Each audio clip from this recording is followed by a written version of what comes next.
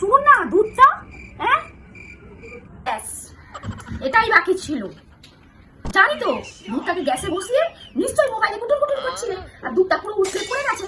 আমি অত শত জানি না বাপু, আমার দুধ খেতে ইচ্ছা করতে, যাও এক গ্লাস দুধ আমার জন্য এক্ষুনি এনে রাখো। কোথায় থেকে আনবে না আনবে আমার জানার দরকার নেই, এক্ষুনি আমাকে এক গ্লাস দুধ এনে দাও। মা এনাও দুধটা নাও। না দুধটা তো ঠিকই আছে, জল তো মেশাওনি। তাহলে কি বৌমা দুধটা কি উঠলে গেছিল, অল্প পড়ে গেছিল নাকি?